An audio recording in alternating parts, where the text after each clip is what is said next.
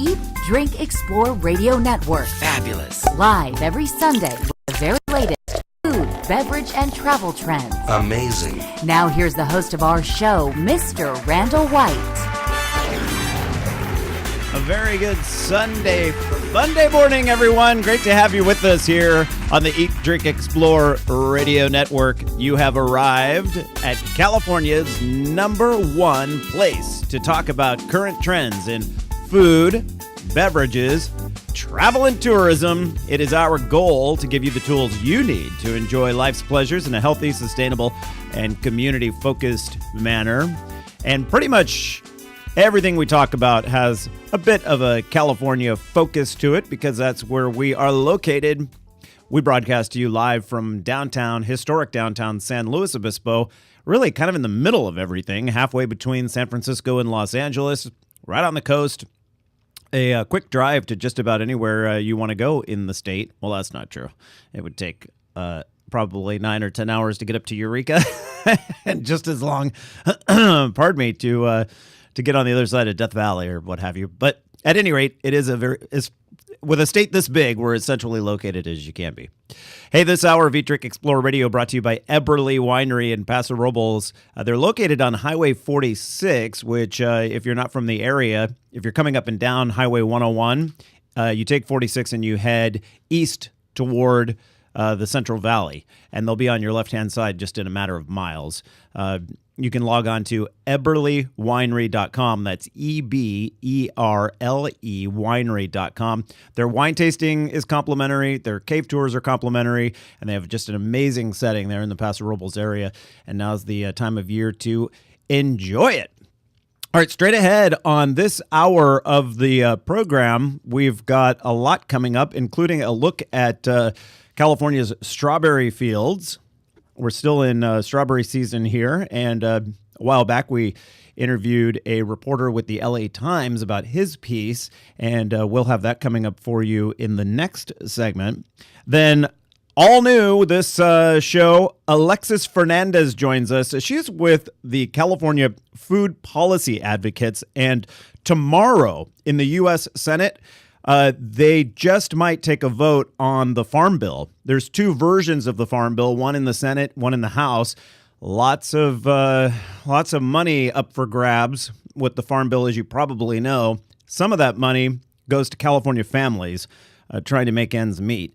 And Alexis will explain what is at stake and what will likely be cut from food assistance programs known as SNAP. SNAP, and those SNAP dollars can be used at farmers markets and really go a long way in helping California farmers as well. So it'd be interesting to talk to Alexis and see what her take is on all of that. And then Gabe Saglia with Travel Zoo, he joins us at 8:49. Boy, he's got some amazing places that he's going to share top deals from this week's picks. One of them's in Cabo San Lucas. It's called Esperanza. Ricardo, what does that mean? Esperanza. It means hope. Well, I hope to go here. It is really, really nice. And then we go as far-flung as the Great Wall of China. I haven't really had a strong desire or drive to visit China, but a good friend of mine just went recently and shared some pictures. He said it was a lot better than what he had thought, and so I'm looking forward to checking that out too. And a little closer to home in Las Vegas, he's got a beautiful property that he'll check out there. And then even closer to home, we hit up some California wine country. And when's the last time you went to Universal Studios? And it was, Anthony? It was in 7th grade. Yeah, I know. Or 6th grade. It was like forever. It was like a field trip. They still had the Jaws exhibit, right? Where like Jaws comes out of the water. They have rides now and everything. It's become quite the event for kids. I know. It's more of a I guess it's always been a theme park, but it's more than just movies. We went. It was just a theme. It was one theme. It was a theme park. They got Harry Potter now and everything. Oh yeah, that Harry Potter one's supposed to be really good. All right, and then we got some great stuff next hour as well. But right now we've got a check of the news. And since Patty's not here, I will take over and let you know what is happening on the Eat, Drink, Explore news desk. Here's a look at the stories we're following for you on this Sunday morning. Hey, Target shoppers, the store plans to expand grocery items with a new organic brand of its own. According to USA Today and the Associated Press, you can find the new brand called Simply Balanced starting today. Today's the launch date, with initial offerings including drinks and snacks. Kind of wish that they went beyond drinks and snacks, but whatever. Okay, the line is an expansion of similar products with its existing Archer Farms store brand. And I've tried their Archer Farms ones before. They had this like jalapeno pretzel mix that I used to always get that was absolutely delicious. Because of the rise in popularity of organic foods, Target says it plans to increase its overall organic offerings by 25% within the next 4 years. The new Simply Balanced line will include nearly 250 products by the end of the year, and they say that it'll be priced in line with Target's already existing products and national brands. So, more movement into the organic area, which is great because if it says organic on it, that means there are no GMOs or genetically modified organisms within it. Pesticides, all that sort of thing. And typically, it's better for the earth when they grow the ingredients that go into it. All right, Spirit Airlines. I have not flown Spirit, but it's one of those no-frills carriers. And it does have service here in California out of Oakland, Los Angeles, and San Diego. Is now offering wine in a can, and it's $7 a pop. Or you get this, you can get 3 for $16. Okay. The airline announced this past week that it has paired with the company Friends Wine in a Can, I guess that's the name of the company, to provide the beverage for its U.S. customers. The airline says it is encouraging everyone to think outside the bottle. They stole that from Taco Bell in a way. The wines are from France, not California, and are only 6% alcohol by volume. That's less than half the amount you would find here in most California wines. Anthony's our wine connoisseur. He's our audio guy, too, Anthony Renaro. We have him on mic today since Patty's not here. Just to kind of sort of fill in for Patty. He's my crutch. I'm not as knowledgeable as Patty, but... Well, Patty, or Anthony, listen to this. You're not going to... I don't think you're going to like this. The flavors include... Rosé Moscato, White Moscato, Strawberry Moscato, Peach Moscato, Original Red Sangria, and Original White Sangria. They all sound... like Boone's Farm. Yeah. Sickeningly sweet, don't they? Yeah, well... And they're only 6% alcohol, so they're half the alcohol, twice the sugar. Maybe they'll let me do a corkage fee. and bring my own. Bring your own bottle. The problem with that is you can't get the bottle past security because it's more than 8 ounces or whatever. No, but I think you can take carry-on wine... I think they let you take 2 bottles. You can buy it. Well, they took it away from me at LAX a couple years ago, but the laws keep changing. Okay. But you can buy it in a wine shop within the airport. Okay, and duty-free shops. Yeah, and they have a really good one that's in those in a lot of airports now. They're based out of San Francisco. I can't remember what it's called, but you can do wine flights and wine sampling before you get on your flight, and then you can buy a bottle to go. And then, that's pretty good. Yeah, but it's been a while since I've flown anywhere, so then Spirit will give you the corkage fee, like you said. Yeah, there you go. Hey, an hour from now, when we do news again, we'll have an update on Costco's hepatitis A outbreak. Another very large school district here in the state is going Meatless Monday. We'll have that. Plus, today is National Strawberry Rhubarb Pie Day, which is appropriate because our next segment is all about strawberries. You're listening to Eat, Drink, Explore. We're back in a moment. Randall White here, host of Eat, Drink, Explore Radio, with a tip for Central Coast wine tasting. Eberly Winery was recently voted Winery of the Year by the world's top sommeliers and has one of the best local tours according to Wine Spectator. Eberly Winery open daily 10 to 6, and the winery's cave tours and wine tasting always complimentary. It's easy to find, too. Located on Highway 46 East, just 3.5 miles from Highway 101. Now it's time to plan your visit. Just head to eberlywinery.com. Seems everybody's going organic, including lawn care. Did you know communities across the country are converting their lawns, playgrounds, and playing fields to an organic care program? And it's working. You can safely control weeds and pests and have a beautiful lawn. Your kids, pets, and water supplies will be safer, and your neighbors will be green with envy. Oh, and in the long run, organic lawn care is cheaper than doing it the conventional way. Switch to organic lawn care today. Visit pesticidefreelawns.org. The folks who brought you this public service message. Check out pesticidefreelawns.org today. California business owners, entrepreneurs, farmers, authors, and other professionals, this message is for you. We're looking to highlight those of you who give back to the community, care about the environment, and have the health of our state as part of your business model or focus. Our new California Love website is in the beta testing phase. So, during the next few months, we're offering free listings to qualified people or business entities. It's a win-win situation. You help populate our site with quality, locally owned California companies, and we help direct customers to your business or product. Simply head over to CALUV.com. That's CA as in California, LUV as in a cute way to spell love.com, and enter the information for your business today. Why wouldn't you? It's easy and it's free. CALUV.com, the California Love Business Recommendation Tool. The Eat, Drink, Explore Media radio show you are currently enjoying is in a local affiliate commercial break. Live programming will return shortly. Did you know you can watch a live video simulcast of our Sunday morning and Thursday evening shows from your computer, smartphone, or tablet device? And to top it off, it's free. Simply head to eatdrinkexplore.com or download our free app from the Google Play or Apple App Store. If you have a suggestion for an upcoming guest segment, send an email to radio@eatdrinkexplore.com. We're always looking for fresh ideas, including yours. We love to share fresh, local, organic, seasonal, and sustainable ideas throughout the week. And the best place to find those are on our Twitter, YouTube, and Facebook feeds. Our username across the social networking universe is simple: Eat, Drink, Explore, all one word.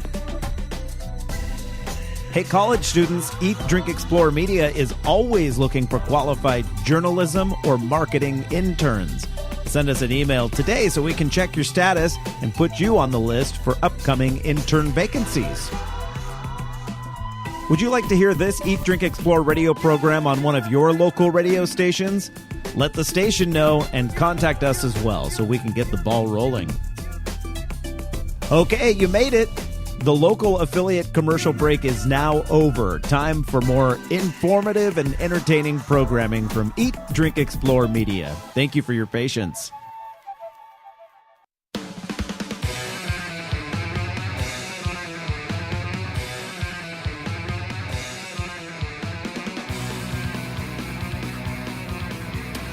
Hello, everyone. It's now 19 minutes past the hour, and a big thank you for joining us today. I am your host, Randall White. If you head out to your favorite farmer's market, farm stand or grocery store this time of year, you will see big, bright red, juicy, and really flavorful strawberries. Grown here, of course, on California's Central Coast, the hot spot for that crop. It is peak strawberry season. In fact, Santa Maria recently had their annual strawberry festival. Oxnard's is next weekend, the 18th and 19th, and then I believe Arroyo Grande's is the week after that. I mix fresh organic strawberries into my oatmeal just about every morning and have noticed lately the organic versions are huge. A lot of times they're on the smaller side, but just giant. I don't often think about the work that goes into harvesting these national favorites, and strawberries, by the way, consistently rank in the top spot among fruits and vegetables, but it is indeed back-breaking work. LA Times writer Hector Becerra's article titled "A Day in the Strawberry Fields Seems Like Forever" was published in the paper last Friday and details the difficulties of harvesting this crop. He joins us on the live line right now to talk about his couple of days in the fields of Santa Maria. Hector, welcome to the program. Hey, thanks for having me. Yeah, great to have you here. I instantly, when I saw the article, I began reading it, and then I was looking at the pictures and realized that when I used to anchor the morning news at KCOY CBS 12 in Santa Maria, I would bike ride a portion of my commute into the into the station, and it took me right along the strawberry fields. And on my way home from work, which was around noon every day, I would see these people out in the fields in their uniforms that you got into. And on some of the warmer days, I would think, wow, how are they covered up like that with so much clothing? But the day that you were there was a cooler day, right? Yeah, actually, it was sort of optimal conditions. I really couldn't complain about the weather conditions at all. The weather conditions you couldn't complain about, but what was it? The position your body had to be in for hours at a time? Yeah, I don't even do weeding. So I'm a city boy to the extreme, and so I just wasn't used to being bowed and bent for hours at a time. And not only that, the hand-eye coordination necessary to actually pack strawberries and pack them well, pack them nice, was just too much for me to handle. Yeah, because there's a speed element to this, and a lot of people think that the strawberries are picked and then they're brought to some central location where they're nicely placed in the packaging so the red shiny sides are up and that sort of thing. But no, that's done by the field workers. Yeah, it's all done by hand in the fields. I mean, it goes to a factory or a facility, where it's kept in front of coolers to be kept cool. But I mean that. My wife would always tell me, wash your fruit, and I would sort of like just shrug, and sometimes I'd do it, sometimes I wouldn't. But you should, because more often than not, what you actually find in the package was held by someone in their hands in a field, put in that package, and then it ends up in your refrigerator. That's impressive to me, because I buy a lot of strawberries. So I'm going to think about that now every time I open one of those clamshells and reach in. And I do notice how nicely they're placed in there. So I didn't realize that was on the part of the workers. And you said, I don't remember what the exact quote is, but that you were living sort of a Tetris nightmare. Right. Well, when you're walking down the rows, and by the way, the rows are very narrow, and you have this little cart that you're trying to push, and so it's sort of like sensory bombardment, and the workers are using both hands basically equally, and it's almost like they're not thinking, but of course they're just thinking very fast as they're picking the strawberries expertly. They're putting them with both hands on clamshells on either side, and they're sorting them really nice. The problem that I would run into was that I'd go mad just looking for the perfect shape. Sometimes I'd want a small strawberry, and I just couldn't find one. I'd want a slender one, and I couldn't find one. The ones that I liked the most were the sort of the flat, large ones, because those were pretty practical. They could kind of cover a lot of space. Right. They were huge, and they were easier to fit. But, I got really obsessed with the shapes of strawberries. They stacked better when they were the big flat ones, huh? Sort of, I thought. That's funny. So you spent this day out in the fields packing the strawberries, and you met a lot of people. From the gist of the article that you wrote, it seems like these people are in pretty high spirits despite this backbreaking work. Well, I mean, I don't want to say that they were, sort of, whistling while they worked. I mean, I think it's really hard work, and what are you going to do? Complain about it? I mean, I think the moment you start complaining about it, it's the moment that your body just gives away, and you just can't do it. And I think they just kind of gut through, and I think to the best of their ability, they try to sort of make it as bearable as possible. There was music that was playing that you could hear from the machines that were sort of moving through the fields, and a couple of the workers would actually sing along to some of these ranchera songs, and I didn't hear a lot of complaining. Occasionally a worker would sort of stop and rub their thighs and sort of, but they didn't do that for very long.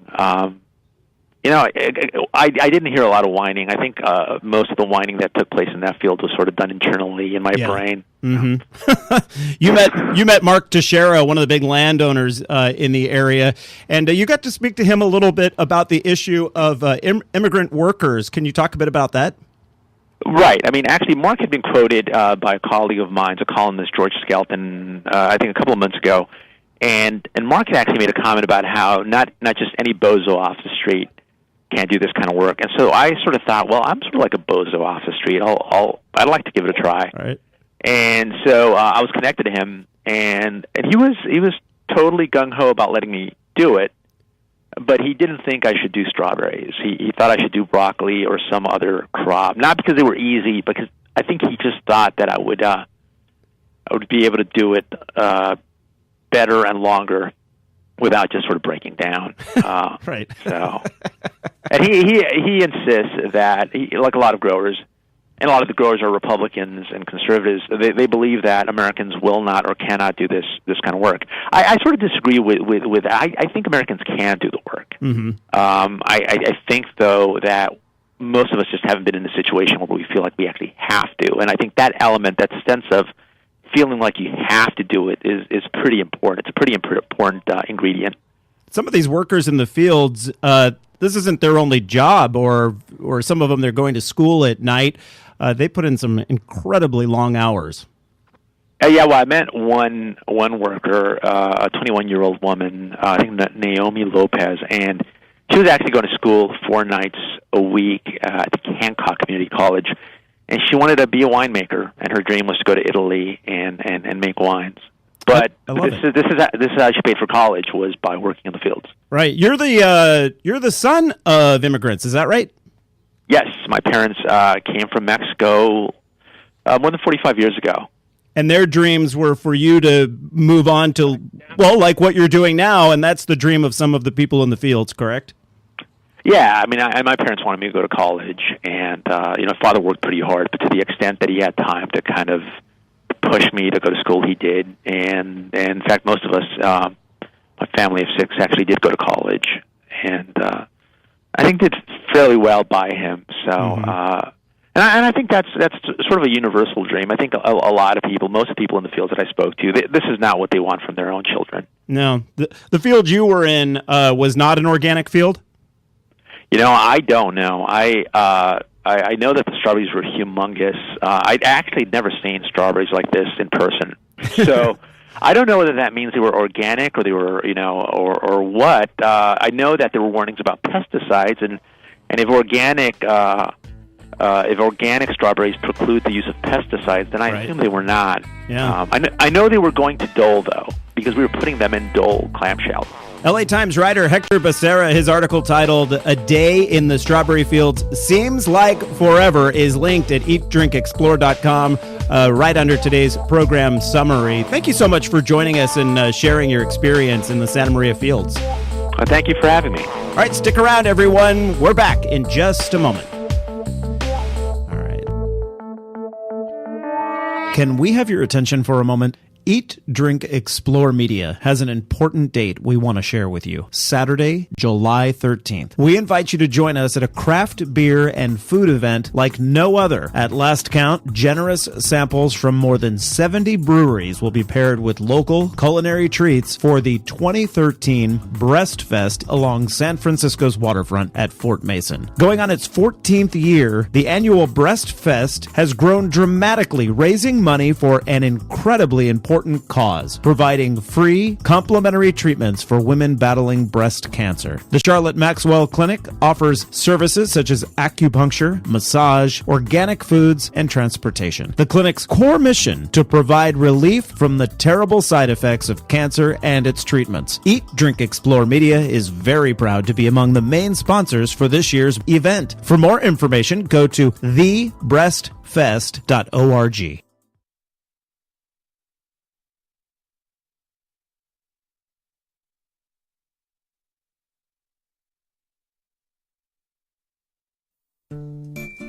The traditional light bulb, a groundbreaking invention in 1879. Other groundbreaking ideas from that time, the whalebone corset, the pedal-operated submarine, and the 2-story outhouse. We've come a long way since then. It's time our light bulbs did the same. Visit EnergySavers.gov and learn about energy-saving light bulbs. See, these new bulbs are more efficient than the old ones, like a text message is more efficient than a carrier pigeon. They last longer, too, like how we humans last longer now that doctors use antibiotics instead of leeches. And they cut down on our energy costs, because in our own groundbreaking age of aeroplanes and moving pictures, we deserve a light bulb that saves us some cash. Saving energy saves you money. Learn more at EnergySavers.gov. Brought to you by the U.S. Department of Energy and the Ad Council.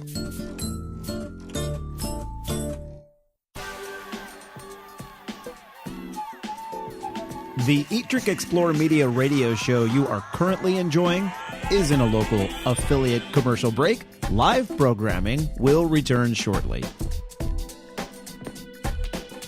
Did you know you can watch a live video simulcast of our Sunday morning and Thursday evening shows from your computer, smartphone, or tablet device? And to top it off, it's free. Simply head to eatdrinkexplore.com or download our free app from the Google Play or Apple App Store.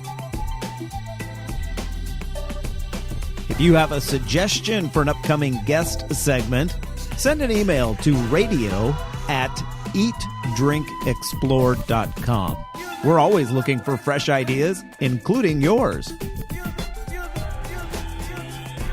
We love to share fresh, local, organic, seasonal, and sustainable ideas throughout the week. And the best place to find those are on our Twitter, YouTube, and Facebook feeds. Our username across the social networking universe is simple: Eat, Drink, Explore, all one word. Hey, college students, Eat, Drink, Explore Media is always looking for qualified journalism or marketing interns. Send us an email today so we can check your status and put you on the list for upcoming intern vacancies. Would you like to hear this Eat, Drink, Explore radio program on one of your local radio stations? Let the station know and contact us as well so we can get the ball rolling. Okay, you made it. The local affiliate commercial break is now over. Time for more informative and entertaining programming from Eat, Drink, Explore Media. Thank you for your patience.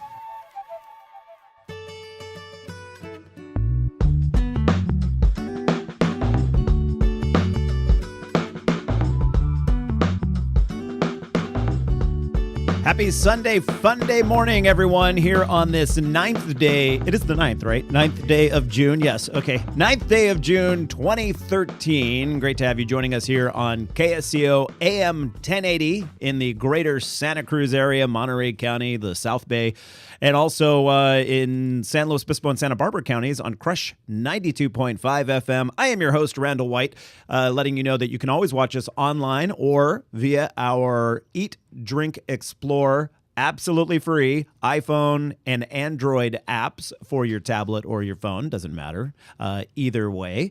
Hey, it's a chilly start to the day coastally here in California. I've got my hoodie on here in the in the studio because it's chilly in here as well. But a nice ending for the bike riders that took off from the Cow Palace a week ago today, heading down California's coast. They went to Santa Cruz and then the King City, Paso Robles, Santa Maria, Lompoc, and then I'm not sure what the Santa Barbara after that, I think. But they're winding up Ventura. Then they're winding up in LA today, and it's all part of the 2013 AIDS Life Cycle. They raised a record $14.2 million. Excellent. It's a worldwide record, That's Anthony. great. Anthony's our audio guy, taking Patty Pyburn's slot today as my sounding board. Just filling in to help out. I need someone to. Otherwise, I'm just talking into a big vacuum. But you're not a vacuum. The person listening in the car right now, or wherever you may be tuning in.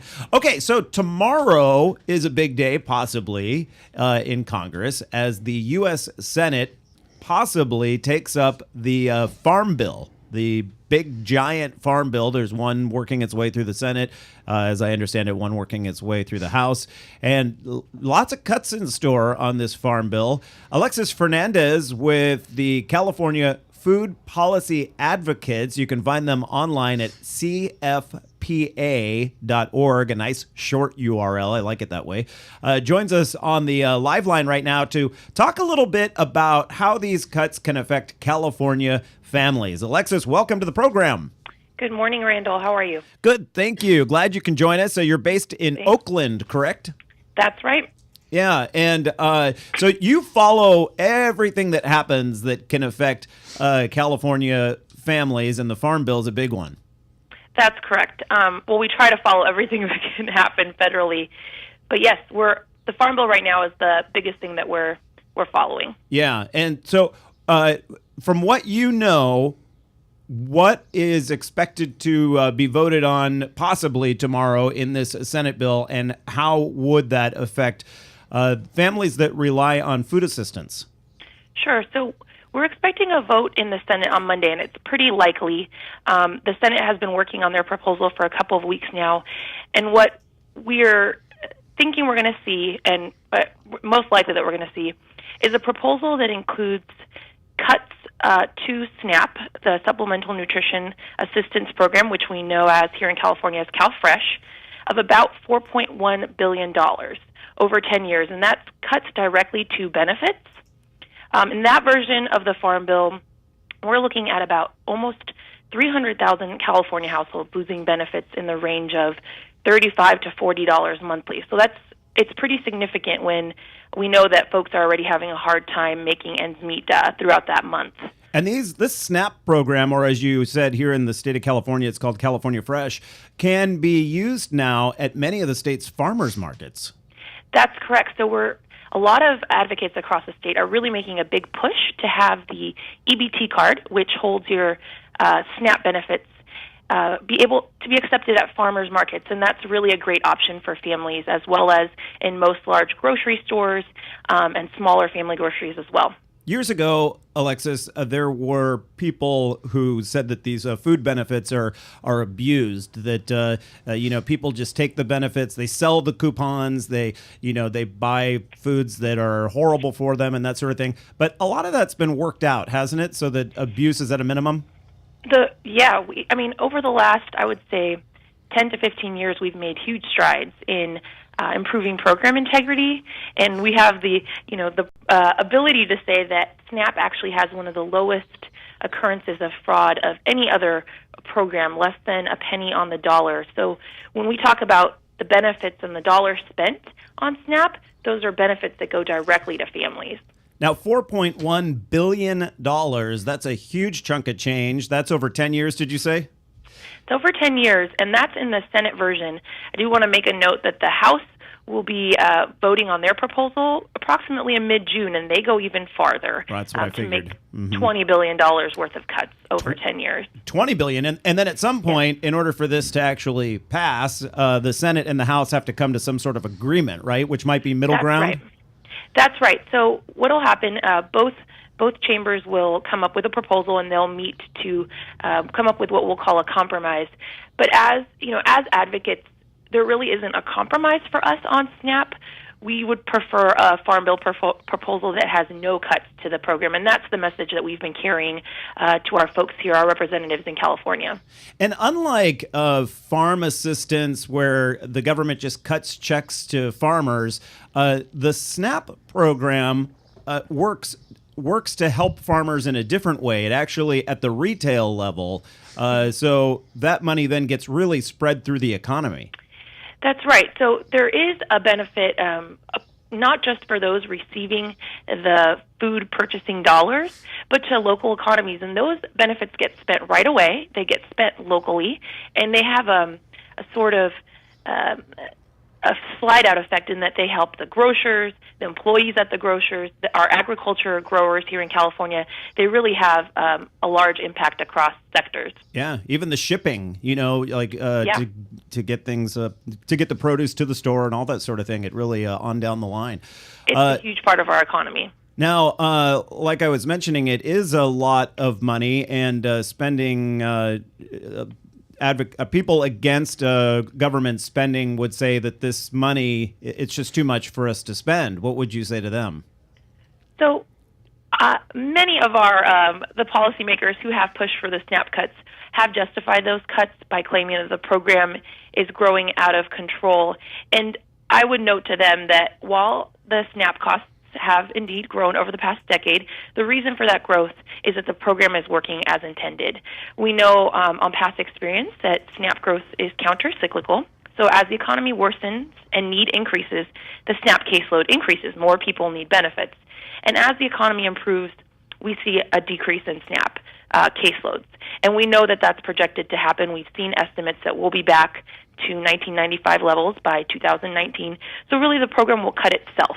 And it's short-sighted, in my opinion, to cut it now when many families are still recovering from the economic downturn. Yeah, and we just had some really encouraging economic news that came out at the end of the week here, talking about the more. Now, while the unemployment numbers went up, it's because more people entered the workforce because they feel that there are jobs out there, and there were people hired as well in this last report. So the economy is improving, and as the economy improves and these people get back on their feet, that's the wrong time to pull the rug out from under them, right? Exactly. And we know for this population that SNAP serves low-income folks in California, that a recovery is often slower than for people who are a little bit higher on the income range. And that's because even though we're seeing an increase in access to work, some folks are not finding full-time employment. They're kind of making a transition to full-time employment. So it takes a little bit of time for folks to get back to where they were a few years ago. So yeah, it's the wrong time. Right, and you need to have a little cushion in the bank. You build up your assets, the different things that you need to feel solid and be on your feet. That's where we want these families to be, because then they're productive members of society. And if they can't get to that and they're always in a debt situation and paying huge interest rates and that sort of thing, it's just an endless cycle. And then we're nowhere, right? Exactly. And I think one of the misconceptions around this program is that folks aren't working, and that's just not true. A huge percentage of recipients are working families. They're struggling to make ends meet. We know that underemployment is a huge problem in California, and so these are families who are working and simply can't make it in terms of having enough resources for their families. And so we know that this program is essential as they transition into self-sufficiency. Where do Senators Boxer and Feinstein stand on this aspect of the Farm Bill?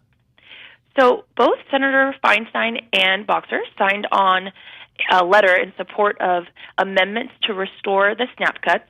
When it came time to vote, only Boxer voted in favor of the amendments to restore those cuts, but they have a chance on Monday to both come forward on behalf of California families. It'd be great if any of the listeners on the air give a call to our senators and remind them about the importance of the program and what it really means here in California in terms of making sure families have enough to eat. Alexis, what works better, a phone call or an email? A phone call. It is old school. Those offices are tallying the phone calls that they receive, and with a vote coming very soon, you want to get on the phone tomorrow morning. And so it's really, what's the easiest way to find those phone numbers? I know the League of Women Voters is a great website for that sort of thing. Do you have another one? I don't have one on hand, but that's something that we can put on your website. Yeah, we'll put a link to that so that people can easily contact their senator, a Boxer or Feinstein. Yes. And a Boxer and Feinstein. It's everyone's senator. They're both everyone's here in the state. But then next month, when it's the House of Representatives voting, then you need to find your specific representative. Yes, and so I would say it's in about a week. So you can start calling as soon as possible your local representative, and we can get out a link as well to find your local representative. But the same is true for them, making sure that they know the value of these benefits. Right. Alexis Fernandez with California Food Policy Advocates, CFPA.org. Thank you so much for joining us on this Sunday morning. Thank you. All right, stick around, everyone. Right after the break, we are talking travel deals. You're listening to the Eat, Drink, Explore Radio Network. Randall White here, host of Eat, Drink, Explore Radio, with a tip for Central Coast wine tasting. Eberly Winery was recently voted Winery of the Year by the world's top sommeliers and has one of the best local tours according to Wine Spectator. Eberly Winery open daily 10 to 6, and the winery's cave tours and wine tasting always complimentary. It's easy to find, too. Located on Highway 46 East, just 3.5 miles from Highway 101. Now it's time to plan your visit. Just head to EberlyWinery.com. Hello, this is Julia Louis-Dreyfus, and I want to tell you about my new favorite discovery, Yosemite National Park. I recently went there with my husband and children, and we walked the trails to see the breathtaking waterfalls, admired the grand meadows and giant sequoias. But the future of our national parks is uncertain. Many challenges face our parks today, from polluted air and water to development threats outside their borders and inadequate funding to protect our national heritage. That's why the National Parks Conservation Association recently completed a decade-long assessment of the challenges facing our national parks, along with proposed actions that will ensure our children and grandchildren will be able to enjoy the parks as we have. Our national parks have inspired Americans for nearly 100 years. As we approach the centennial of the National Park Service in 2016, please join us in helping to protect our national park legacy. Find out how at www.mpca.org. Randall White here, host of Eat, Drink, Explore Radio, with a tip for Central Coast wine tasting. Eberly Winery was recently voted Winery of the Year by the world's top sommeliers and has one of the best local tours according to Wine Spectator. Eberly Winery open daily 10 to 6, and the winery's cave tours and wine tasting always complimentary. It's easy to find, too. Located on Highway 46 East, just 3.5 miles from Highway 101. Now it's time to plan your visit. Just head to eberlywinery.com. The Eat, Drink, Explore Media radio show you are currently enjoying is in a local affiliate commercial break. Live programming will return shortly. Did you know you can watch a live video simulcast of our Sunday morning and Thursday evening shows from your computer, smartphone, or tablet device? And to top it off, it's free. Simply head to eatdrinkexplore.com or download our free app from the Google Play or Apple App Store. If you have a suggestion for an upcoming guest segment, send an email to radio@eatdrinkexplore.com. We're always looking for fresh ideas, including yours. We love to share fresh, local, organic, seasonal, and sustainable ideas throughout the week. And the best place to find those are on our Twitter, YouTube, and Facebook feeds. Our username across the social networking universe is simple: Eat, Drink, Explore, all one word. Hey, college students, Eat, Drink, Explore Media is always looking for qualified journalism or marketing interns.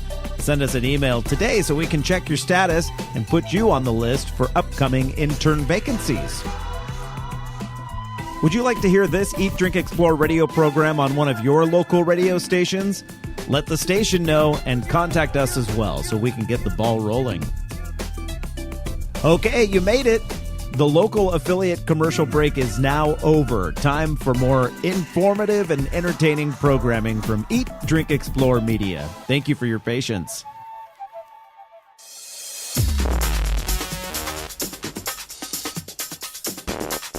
You waited all week, and it's finally here. The Eat, Drink, Explore Weekly Travel Deals Extravaganza.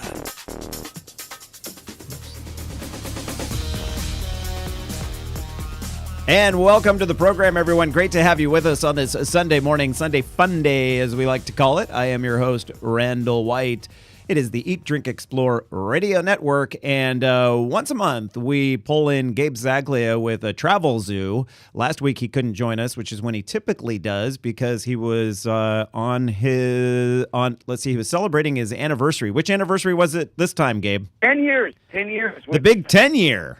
Yeah. And where'd you accomplishment for my wife, I have to say. So, we went over to the Dominican Republic. In Punta Cana, which is on the eastern stretch of the Dominican Republic, kind of where the Atlantic meets the Caribbean Sea. The water's a little rough, but boy, the weather real nice. We stayed at an adults only, all-inclusive resort where we did pretty much nothing the entire week, which was the plan.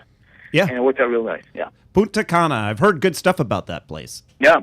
The trick, when you live here on the West Coast, the trick is just, getting there. It's a little bit of, it's a little bit of a trek to get out there. So, less than 5 or 6 nights, probably doesn't make sense. But you find the right property. We stayed at a property called Excellence Punta Cana, which was, again, adult only, all inclusive, great amenities there. We have fond memories even a week later. Well, we would only expect you to stay in a really great place, and I'm sure you got a good deal doing it. So my wife had dibs on where to stay because she, but we went to a company called cheapcaribbean.com. Cheap Caribbean. They actually do a very nice job. They got all kinds of price points, all kinds of budget options there, but they do a nice job because you can pretty much piece together a package with your airfare, transportation, even activities if you want, right off the bat, which is kind of nice. All right, Gabe, let's start with location number 1, which is in the L.A. area, Universal Studios. I haven't been there since the 1980s. Right. And the picture that we're showing online for people that are watching the video simulcast is of the Jaws ride. Do they still have the Jaws ride? They still do, and you know what? I'm like you. I've not been there in a little while, so a deal like this pops up. Great opportunity to revisit. I love that ride because although the shark is coming, it's still tough not to get on that ride. They also have new Transformers, the ride 3D. But here's the deal with Universal Studios. Usually a ticket will cost you $80 to get in. That's an all-day pass. We're doing a deal now. This is an exclusive Travelers deal. It's $69, so you're saving $11. Not bad, but you get 2 free return visits within the year. Oh. So, the caveat is you've got to do your first visit before the end of this month, before June 30th. You pay $69, and then you get 2 free return visits over the next year. So, fantastic deal there at Universal Studios Hollywood. That is a great deal, and if you have family in the L.A. area and you find yourself going down there several times a year, that's perfect, and it gives you the excuse when you get down there. We got to go to Universal Studios. Yeah, because you already have the free tickets. Yeah, we've got the free tickets. Yeah. Sorry, we'd love to spend more time with you. Right. And so, all right, next location is the Inn at Churon Winery. Which wine region is this located in? So this is Temecula. This is Southern California wine country. It tends to be in the shadows, even near the Central Coast and obviously Northern California. But it is, one of the burgeoning wine areas. And year after year, the wines coming out of Temecula do get, more and more recognition. So the Inn at Churon Winery, great estate. It's the main buildings there are reminiscent of French chateaus. Mm-hmm. And they've got a deal here now, a 2-night stay for $249. You stay in a vineyard view room. Always nice to wake up in the morning, just open French windows, the French doors there, and see that vineyard. And you get mimosa breakfast for 2 daily as well. So that's to travel through the summer, actually all the way through December. So you got all year to play with this deal, and you're close to all of the other wineries there in Temecula.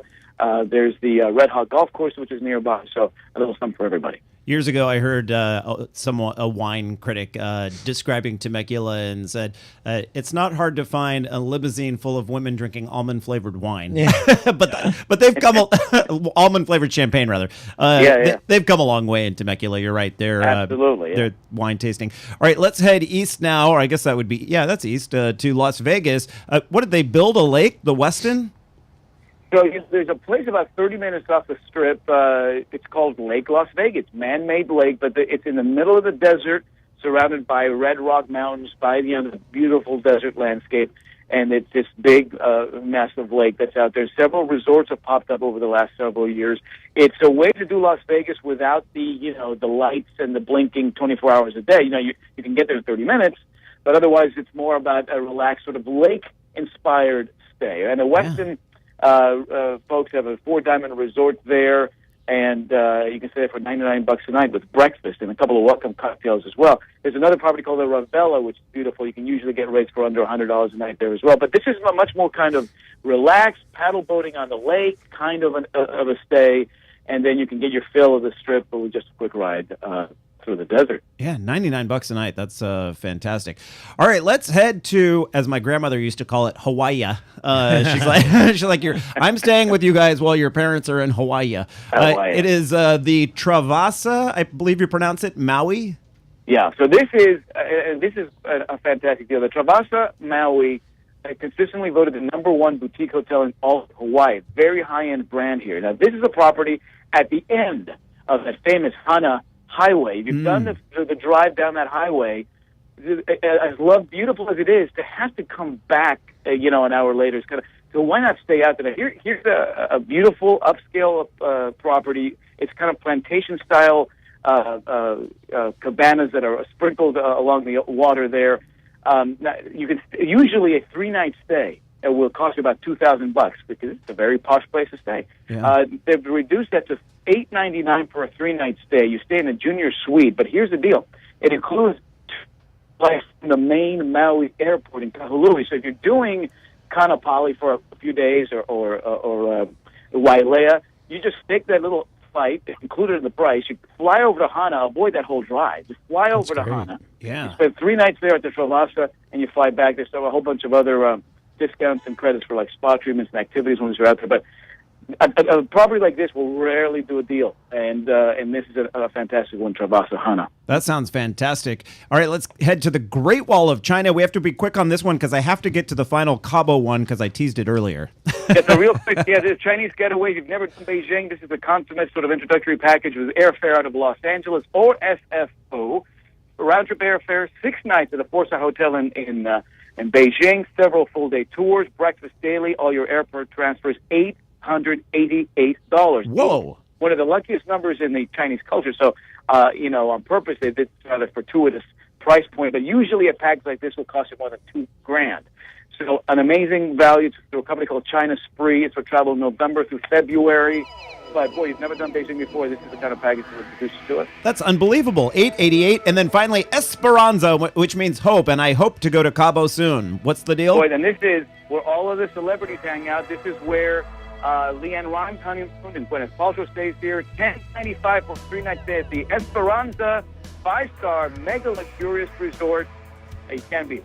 I love it. Gabe Saglia. Find the picks every week. It's travelzoo.com/top 20. Gabe, thanks for joining us as always. Hey, thanks. You'll see you soon. Thanks. All right, stick around, everyone. When we return, we are talking jackfruit, rare fruit, and speaking of China, the premiere's in California today, down in the Palm Springs area. All right, we're back in just a little bit. You're listening to Eat, Drink, Explore Radio.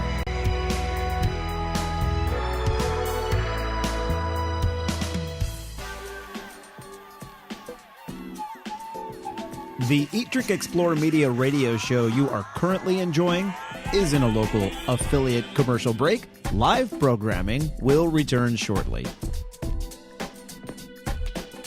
Did you know you can watch a live video simulcast of our Sunday morning and Thursday evening shows from your computer, smartphone, or tablet device? And to top it off, it's free. Simply head to eatdrinkexplore.com or download our free app from the Google Play or Apple App Store. If you have a suggestion for an upcoming guest segment, send an email to radio@eatdrinkexplore.com. We're always looking for fresh ideas, including yours.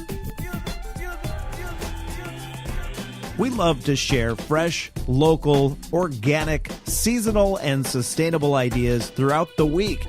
And the best place to find those are on our Twitter, YouTube, and Facebook feeds. Our username across the social networking universe is simple: Eat, Drink, Explore, all one word. Hey, college students, Eat, Drink, Explore Media is always looking for qualified journalism or marketing interns. Send us an email today so we can check your status and put you on the list for upcoming intern vacancies. Would you like to hear this Eat, Drink, Explore radio program on one of your local radio stations? Let the station know and contact us as well so we can get the ball rolling. Okay, you made it. The local affiliate commercial break is now over. Time for more informative and entertaining programming from Eat, Drink, Explore Media. Thank you for your patience.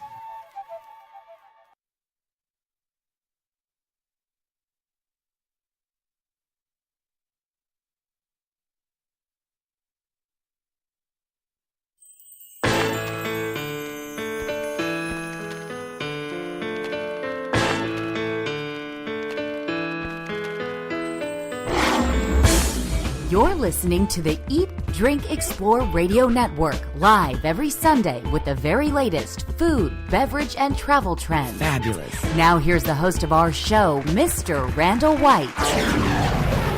And a very good day, everyone, here on Crush 92.5 FM, San Luis Obispo. I am your host, Randall White, and this show is live and broadcast from downtown SLO, just above Pete's Coffee on Higuera Street between Osos and Morro, right there at the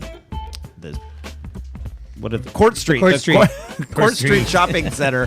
And it's what a great place to have a studio. We love coming to you live from here.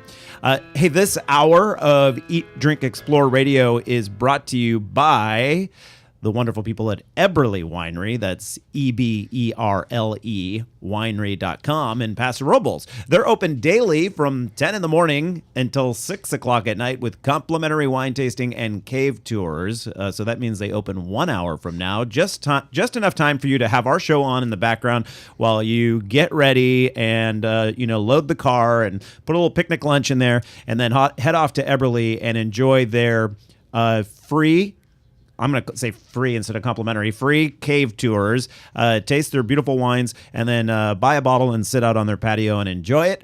Voted by Wine Spectator as one of the best tours on the Central Coast, the entire Central Coast.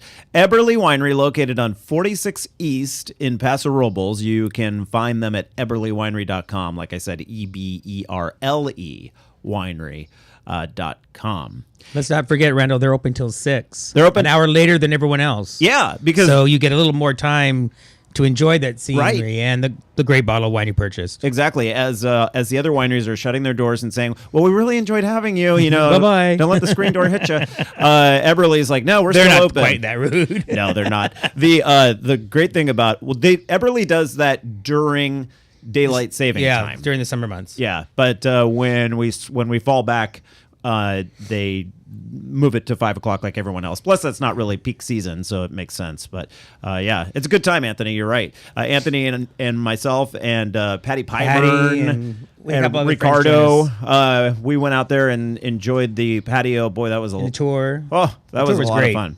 Patty's not with us today because she has too many things on her plate, I think. Under the weather, too. And she's under the weather, and she is a professor at Cal Poly, and they're winding down their season right now, or their quarter, and so she's got papers to grade, and and then she has that little Monday through Friday job where she gets up at 2 in the morning. Where she gets paid. Exactly. So, Patty, if you're listening, we miss you here, but Anthony's doing a good job filling in for you as my sounding board. In fact, if you're watching online right now at eatdrinkexplore.com, I even took Patty's camera and turned it around so you can see the... to my surprise. Right. Anthony's all, wait a minute. Where's that coming from? Because I like being in the sidelines and no one can see me or hear me. And I'm like, oh no. And then I'm in here moving the mics around, and Anthony's like, how many guests do we have today? What are you doing? And I said, oh no, this mic's going in front of you because I need it that way. So, hey, did you get a chance to see the AIDS Life Cycle Riders pass through San Luis Obispo? That was on either Wednesday or Thursday. I think it might have been Thursday.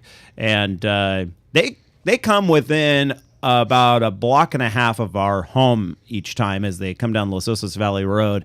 And I interviewed one of the guys this past week. He's doing his 16th ride. Wow. 16 times. That's incredible. Yeah, he said that this is his favorite stretch through here. He feels like when he hits Pismo Beach, he's hit Southern California. That is right out of the mouth of someone from the Bay Area. Yeah, because they camp in Paso. And then from Paso, they go to Santa Maria. What's funny is the people in L.A. will tell you when they reach the Pismo area that they've reached Northern California. Yeah. Everyone has their own version. I think it's funny. 9:04 the time. We are back in just a moment with a fresh show of all new guests, including, well, I don't have enough time to tell you, but I'll tell you right after this 1 minute break here. I am your host, Randall White. Find us online at eatdrinkexplore.com. Back in a moment.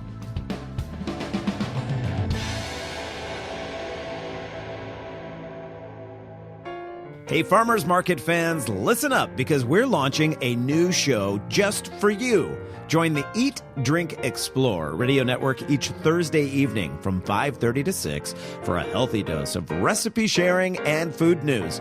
We broadcast our show live from the historic downtown San Luis Obispo Farmers Market, but the information shared is designed for anyone who has a love of fresh, seasonal produce and locally made artisan treats. So whether your favorite market is located at San Francisco's Ferry Plaza in downtown Santa Monica, or if you're simply a member of a CSA, you'll love our weekly Market Fresh, available live each Thursday evening at eatdrinkexplore.com. And if you missed the show, follow our updates on Facebook and Twitter for links to the recipes shared, video from the show, and other great information. Eat, Drink, Explore Radio's Market Fresh, helping perfect your California flavor.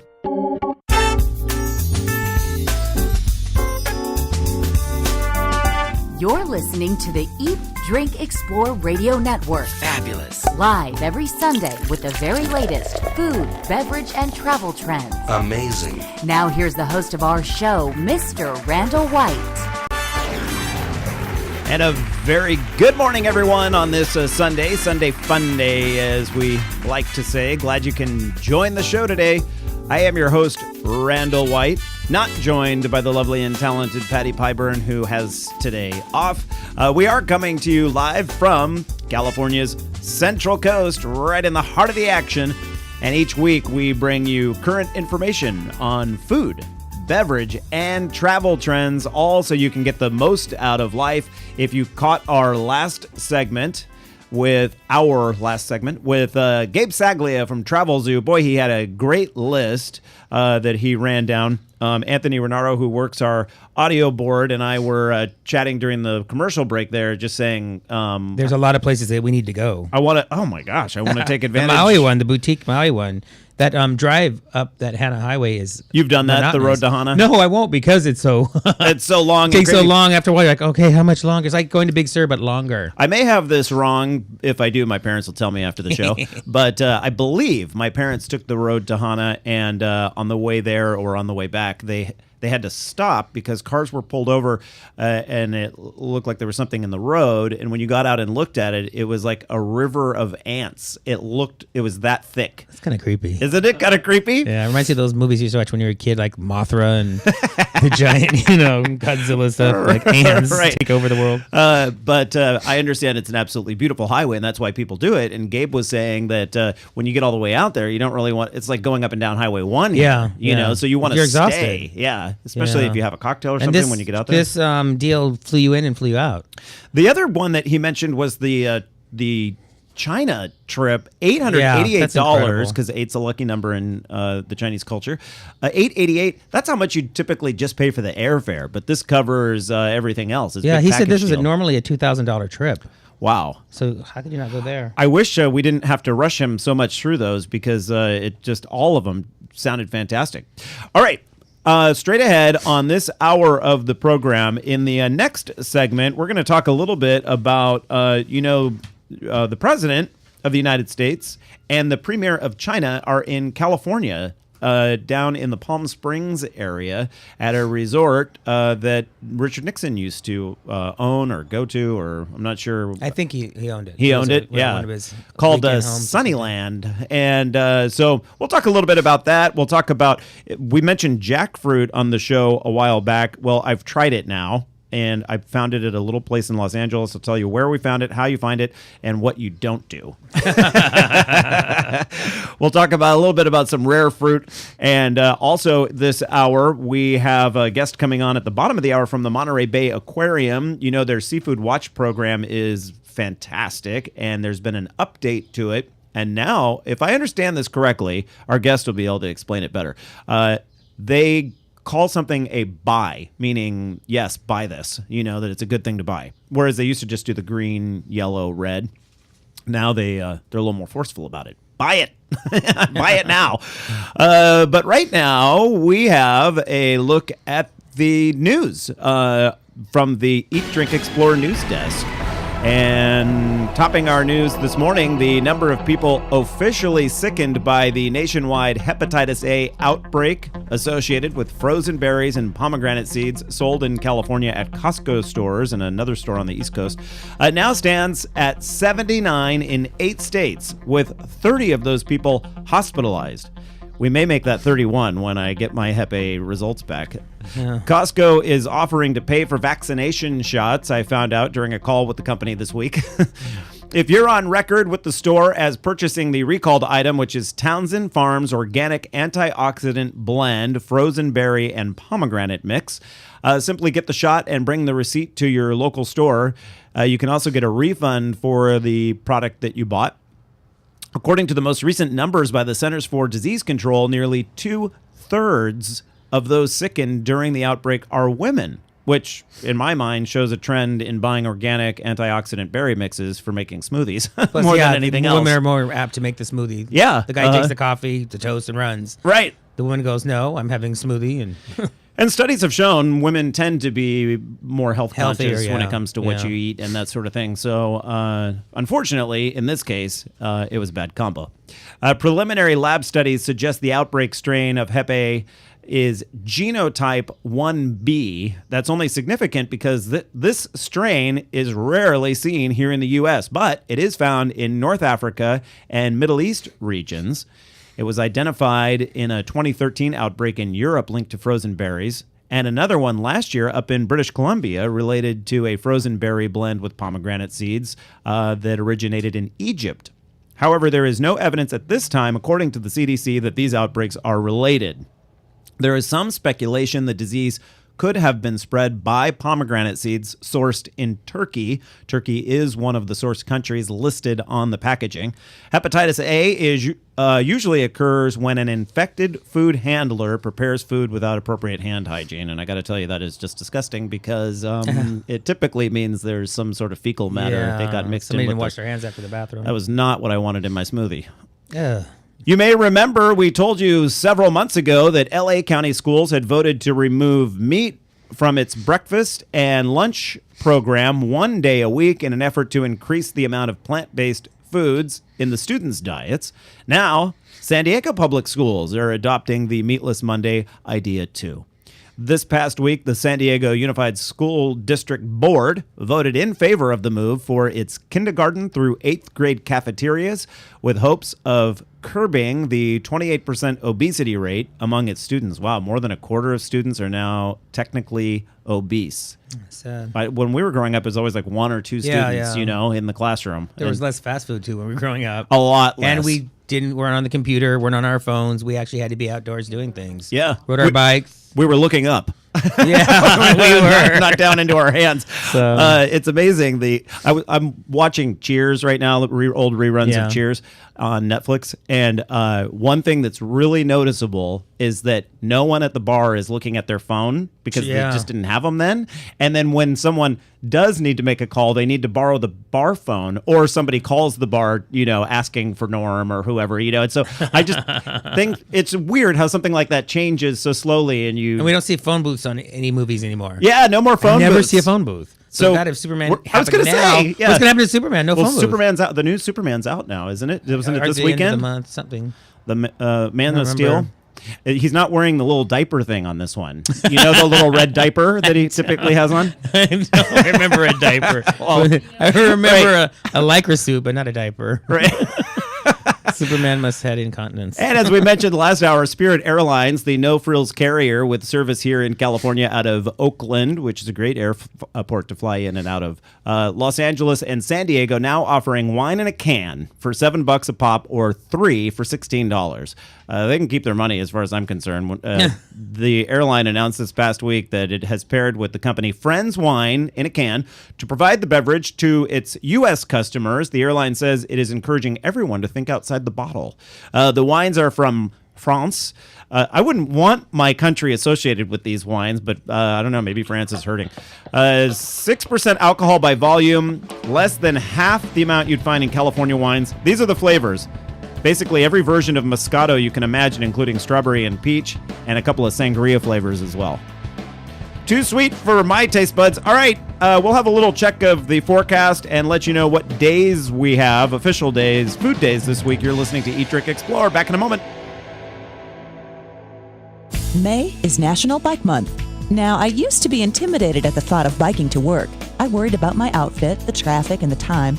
But my expanding waistline and rising gas prices helped me rethink that position. And last May, I tried riding to work. What an amazing change. In the years since I started riding to work, I've lost weight, saved money on gas, and canceled my gym membership. You should try it. Here are a few tips to help you get started. Alter your route for biking. Cars and bikes are both vehicles and both have a right to the road, but you'll feel more comfortable and more able to enjoy your ride if you choose less traveled streets. Ride with a friend the first few times, someone who has experience biking to work. They'll help you figure out how to carry your clothes, where to park your bike, and the easiest way to get to the office. Follow all the same rules you follow while driving. Signal before you turn, stop at all stop signs, and stay in the rightmost lane going in your direction. Biking to work is fun, easy, and enjoyable. Try it. For more tips and techniques on how to commute by bicycle or to find other cyclists in your area, visit bikeleague.org. Can we have your attention for a moment?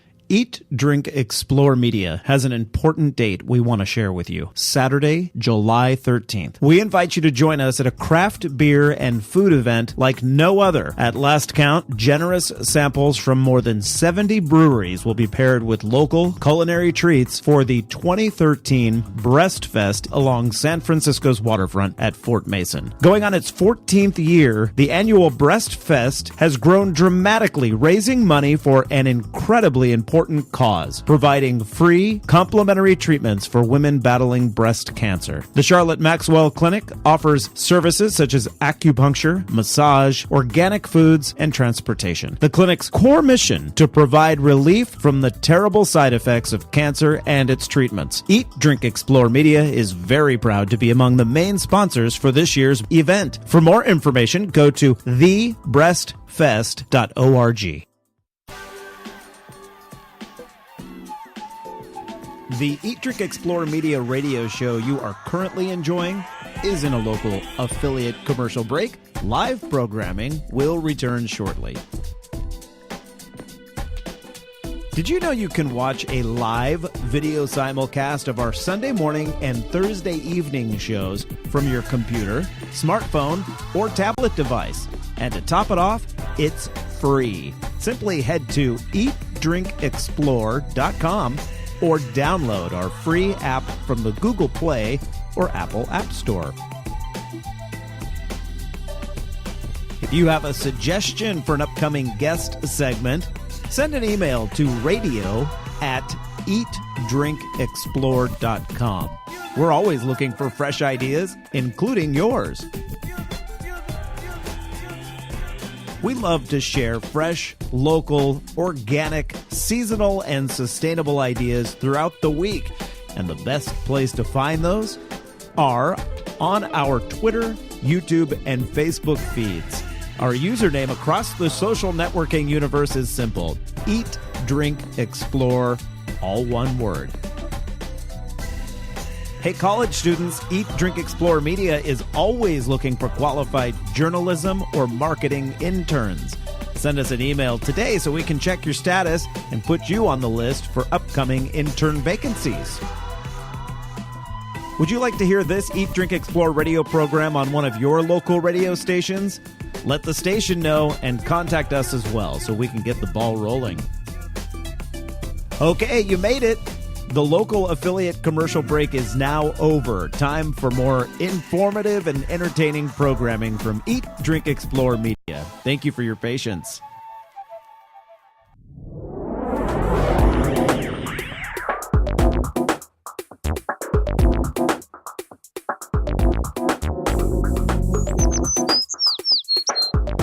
And welcome back to the program, everyone. 9:19 now the time here on the Central Coast, Pacific Time Zone. Great to have you with us. You are listening to the Eat, Drink, Explore Radio Network. I'm your host, Randall White. Typically, you hear my lovely co-host, Patty Pyburn, at this hour, too. But Patty's not with us today.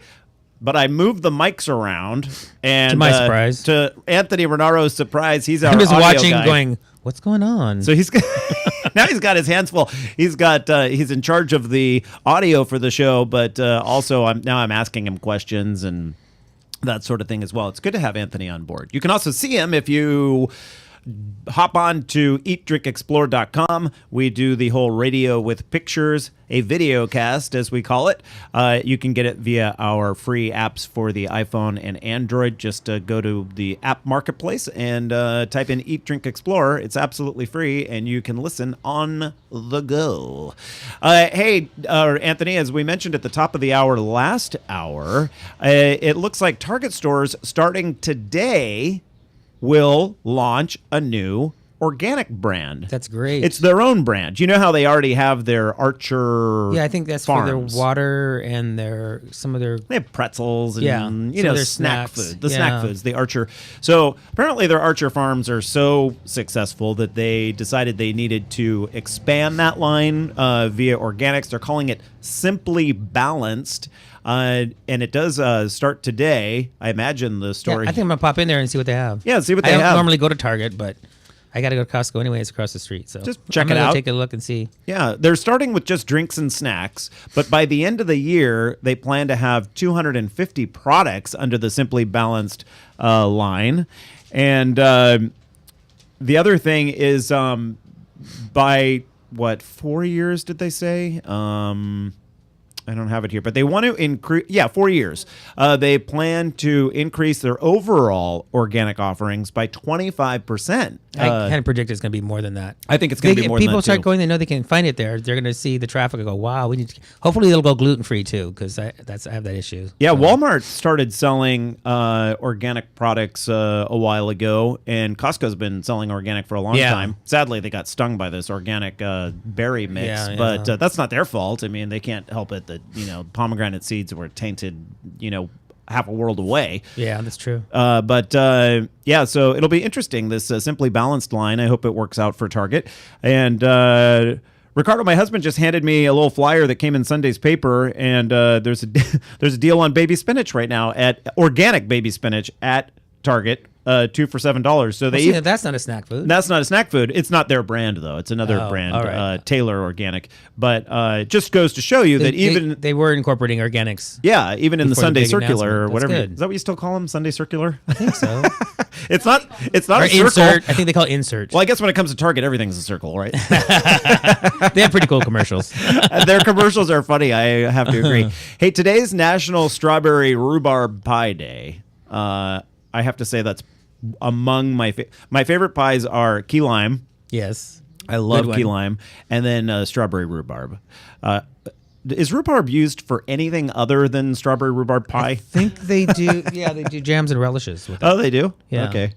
Well, it's that time of year. And then June is also National Iced Tea Month, which makes sense because we're starting to kick into warm season. That'll be a good one for Monica. Make your sun tea. Our good friend Monica. Does she make sun tea? No, but she just drinks a load of iced tea. Oh, okay. And wine, but yeah, she can't drink that during the day. So what does she put in her iced tea? Because I've never seen an iced tea in her hand. Oh, okay. Well. No, if you go to a restaurant with her, she sucks them down faster than they can pour it. No matter what it is. Then, Sorry, Monica. It's also, she doesn't listen, so we could just go on for an hour. She might be listening. She's driving up from Santa Barbara right now. Oh, really? Oh, okay. You're in trouble. So, then it's, by the way, you guys listening to the radio right now know Monica. She's the one with the deep, gravelly voice. This is that's fabulous. And extravaganza. Stuff like that. Extravaganza, exactly. Fresh Fruits and Vegetables Month. Makes total sense in June. We've entered stone fruit season, which is my favorite. Anything with a pit in it, a big pit, is known as a stone fruit.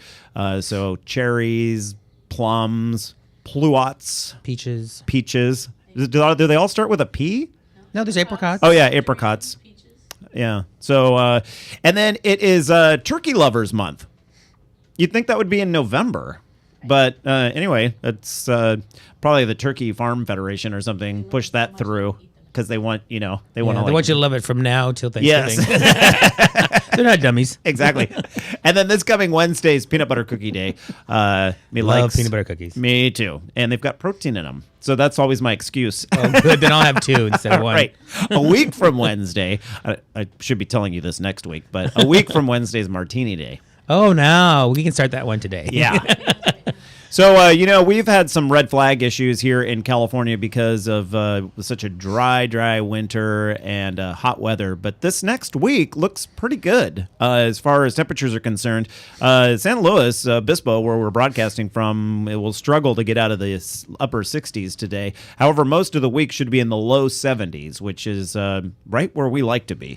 Sacramento, which can often dance with temperatures in the triple digits, their forecast for the week, temperatures just in one case, upper 70s with a chance of rain.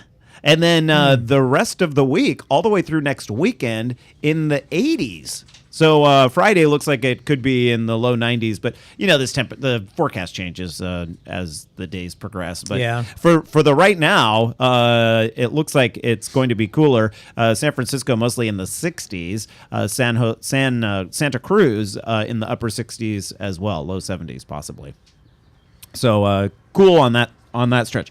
Okay, so in Southern California right now, more the desert region, President Barack Obama and Chinese President Xi Jinping are at the Annenberg Retreat at Sunnylands. That's in Rancho Mirage. And then was it Bob Hope that lived in Rancho Mirage? I think he died. I don't remember. Yeah, I think he died in Rancho Mirage, as a matter of fact. That is an area just south of Palm Springs, near Palm Desert. It's a very upscale region of the Coachella Valley. This, as I understand it, this retreat called Sunnylands was a favorite of President Richard Nixon, and it is decorated and you can almost imagine this from the Nixon era. It's decorated because, he went to China. He was the first president to go to China. I was young, decades. but I remember that. And so he went there, and if not the first president ever to go to China, I'm not sure. At any rate, the place is decorated in like 1960s Chinese style, and there was a famous designer over there, or a specific design that is incorporated throughout this retreat, and it happens to be a favorite design of Chinese President Xi Jinping. So he'll feel very much at home. And it's original. It's not duplicated stuff, so he must be in heaven. Right. So yeah. How cool is that? I would like to see it. I was like, wait a minute, who chose Rancho Mirage in June? But we happen to be hitting a cool spell. Exactly. And they have air conditioning. Yeah. I mean, I've talked to people who go down there. We lay out by the pool. We go in the air conditioning. We lay out by the pool. And in the evening, we go out because it's nice and warm. Can you picture President Obama and Premier Xi Jinping just hanging out by the pool, having martinis, and then going back? No, back inside? I can't either. I can't. No. But one of the things I know that while the premier is here in California was on the table to be discussed. I don't know whether it ever transpired or not, but this would be with Governor Brown, is some funding for high-speed rail here in the state that would come from China. So lots of stuff going on down there in Southern California that is has world implications here in our lovely Golden State. All right, just after the commercial break, at the bottom of the hour, we're headed to beautiful Monterey and the Monterey Bay Aquarium. Their highly successful Seafood Watch program has undergone some changes, so we're bringing on someone from the Seafood Watch program to explain exactly what those are. You're listening to the Eat, Drink, Explore Radio Network, heard here on KSCO AM 1080 and Crush 92.5 FM, and online as well at eatdrinkexplore.com. I'm your host, Randall White, and we're back in just a moment. Can we have your attention for a moment? Eat, Drink, Explore Media has an important date we want to share with you. Saturday, July 13th. We invite you to join us at a craft beer and food event like no other. At last count, generous samples from more than 70 breweries will be paired with local culinary treats for the 2013 Breast Fest along San Francisco's waterfront at Fort Mason. Going on its 14th year, the annual Breast Fest has grown dramatically, raising money for an incredibly important important cause, providing free, complimentary treatments for women battling breast cancer. The Charlotte Maxwell Clinic offers services such as acupuncture, massage, organic foods, and transportation. The clinic's core mission to provide relief from the terrible side effects of cancer and its treatments. Eat, Drink, Explore Media is very proud to be among the main sponsors for this year's event. For more information, go to thebreastfest.org.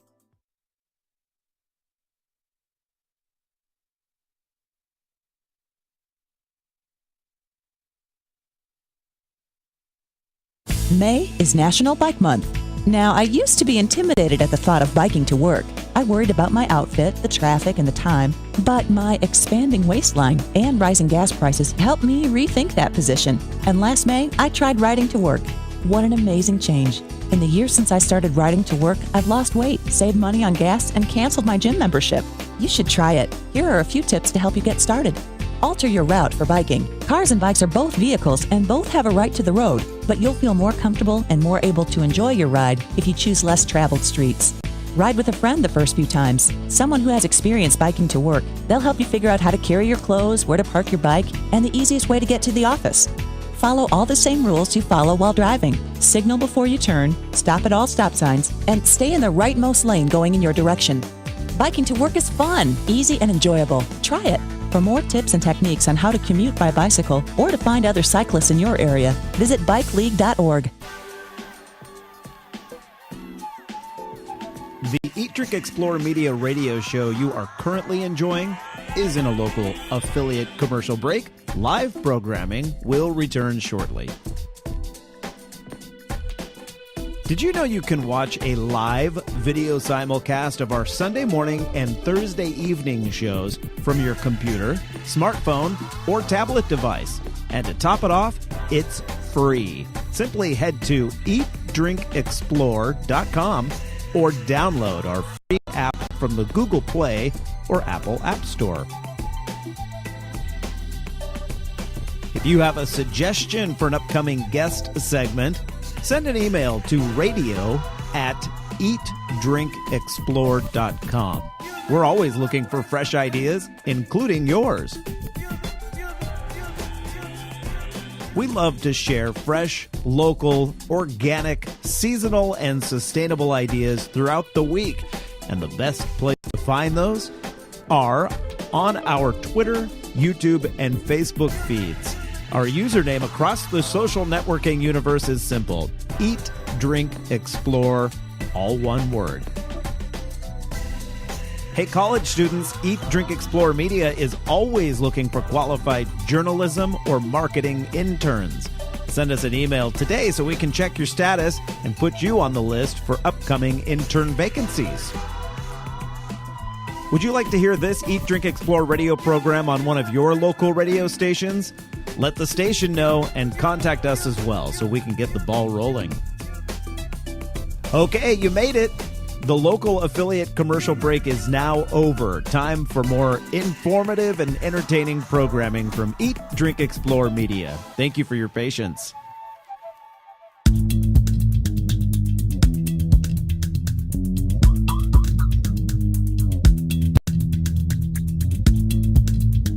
Welcome back to the Eat, Drink, Explore radio network. Here now is your fabulous host, Mr. Randall White. 9:33 the time. There's the Monica that we were dissing. Yes, that we were referring to earlier. Just the iced tea drinker. Just a moment ago. We love Miss Monica Picente. Hopefully she's driving carefully as she heads up 101 from Santa Barbara. Great to have you with us, everyone, here for the Eat, Drink, Explore radio network. If you missed the first portion of our show, you can catch it later today. We will upload it to YouTube and SoundCloud and some of those ways so that you can listen to it.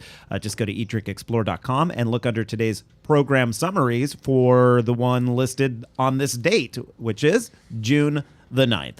Earlier in the show, we spoke with Alexis Fernandez. She's with the California Food Policy Advocates, and she was updating us on the Farm Bill, which tomorrow in the Senate might get voted on. And then the House version, about a week or so after that, both of which include substantial cuts to food benefits here in California under the SNAP program. In California, it's called California Fresh, I believe she said.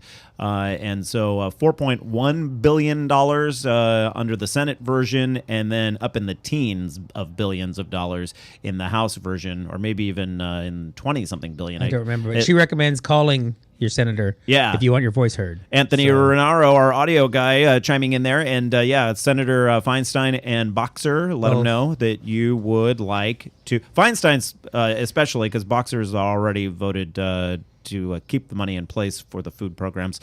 It's important, and it helps the economy because it's at the retail level as opposed to just writing a check to farmers. The farmers still make the money because they're selling indirectly, but they're making it. Yeah, so it's a much better way around it. And then Gabe Saglia from TravelZoo.com joined us for our travel segment today, and boy, did he have a great. I have to say, it might be one of his best lists of top travel bargains out there today. So you'll want to check those out as well. An $888 trip to Beijing, China, and the Great Wall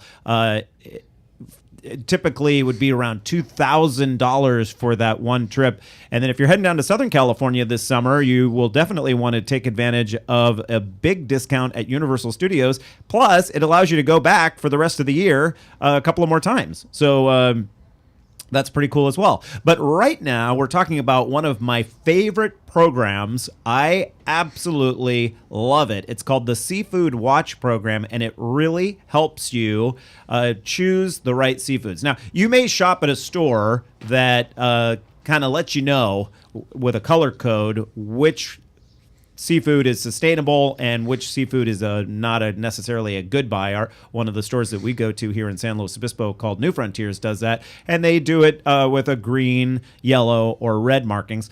I'm always curious why they even carry the red marked fish if they're basically telling you that this is not sustainable. It's almost like a red stop sign. Don't buy it. So but you have to have different variety for different people. That's true. Yeah, that's true. You can't put anyone out. You want to make that money. So the Seafood Watch program, initiated by Monterey Bay Aquarium, has really grown since its initiation.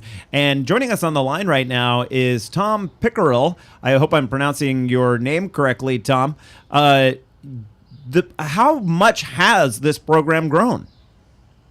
It's grown from a very humble start where we really just made fish lists, which were the sort of the precursor to our pocket guides, just for use in the aquarium cafe.